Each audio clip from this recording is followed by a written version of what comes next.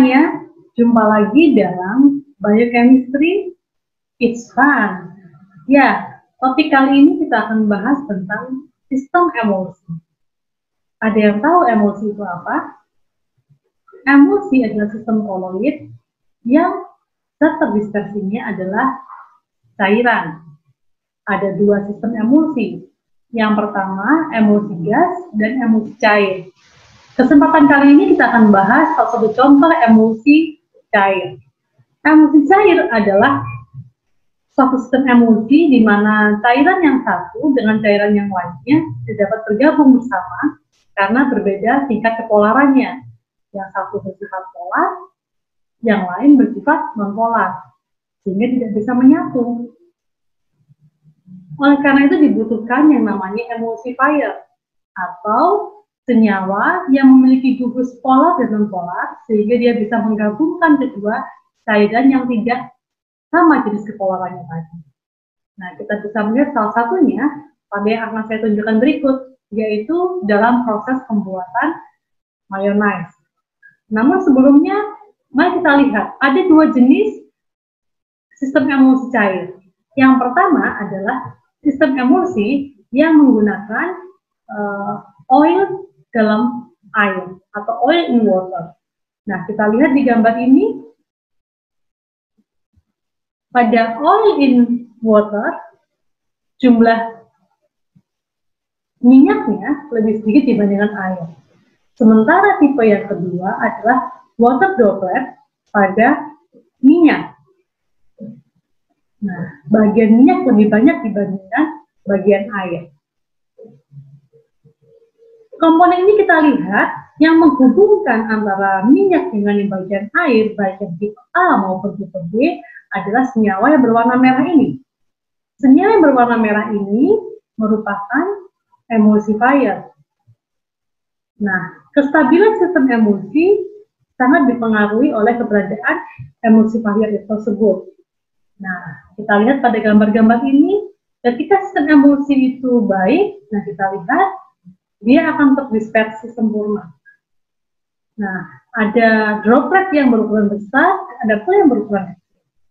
Namun, seiring dengan berjalannya waktu, jika sistem emulsi tidak stabil, maka komponen yang bersifat polar dan non-polar akan terpisah kembali, seperti pada gambar yang paling sebelah kanan. Nah, oleh karena itu, pada pembuatan sistem emulsi diperlukan beberapa teknik. Yang pertama, kecepatan pengadukan, sehingga dihasilkan droplet oil yang kecil. Dan yang kedua adalah keberadaan agen pengemulsi atau emulsifier yang berfungsi untuk menstabilkan sistem emulsi. Kita lihat yuk sama-sama contoh pembuatan mayonnaise sebagai salah satu bentuk produk pangan yang menggunakan sistem emulsi.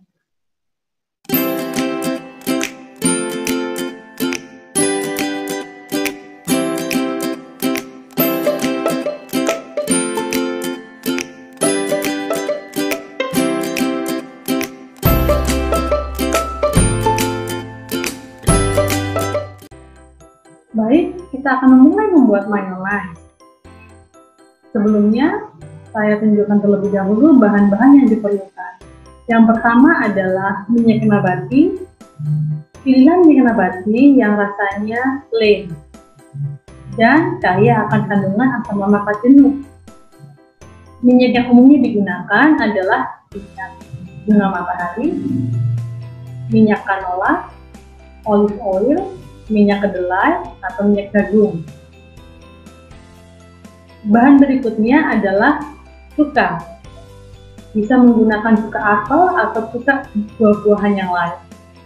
Yang ketiga, gunakan dijon mustard yang merupakan pasta mustard yang telah diolah dengan menggunakan white wine yang akan memberikan rasa khusus pada mayonnaise. Yang ketiga, garam berfungsi memberikan rasa. Dan yang keempat adalah telur berfungsi sebagai agen emulsifier. Anda juga bisa menambahkan air perasan jeruk lemon untuk memberikan sensasi rasa segar. Nah, bagaimana cara pembuatannya? Ini kita simak sama-sama. Pertama, masukkan semua bahan kecuali minyak nabati. Masukkan cuka, kemudian hijau mustard, garam, dan kuning telur.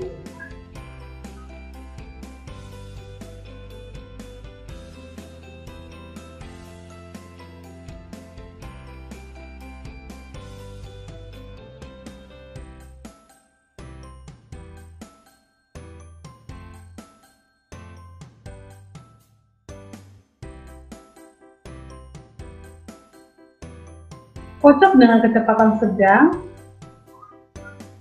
sampai rata,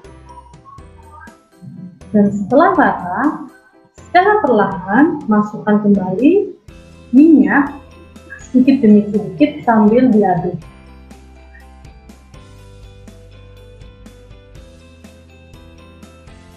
Pengadukan ini penting karena proses pengadukan ini akan menghasilkan droplet minyak yang diharapkan. Kecepatan pengadukan yang tinggi akan menghasilkan droplet minyak yang berukuran kecil, yang membuat emulsi akan lebih stabil. Tambahkan minyak terus secara perlahan, kemudian tingkatkan kecepatan mixer hingga kecepatan paling tinggi, lalu tambahkan sisa minyak secara perlahan. Sekali lagi, kecepatan yang tinggi berfungsi untuk menghasilkan droplet minyak yang berukuran kecil, sehingga diharapkan sistem emulsi yang dihasilkan akan lebih stabil.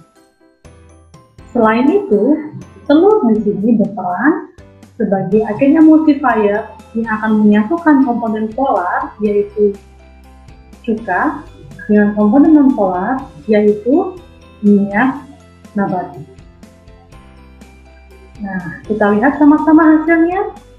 Mayones kita sudah jadi. Tidak terlihat lagi pemisahan antara cuka dengan minyak.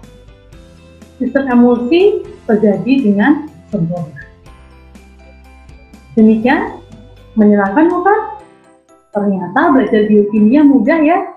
Bisa kita jumpai sehari-hari. Ada pertanyaan? Nah, silahkan kirim email ke bawah ini. Oke? Sampai jumpa!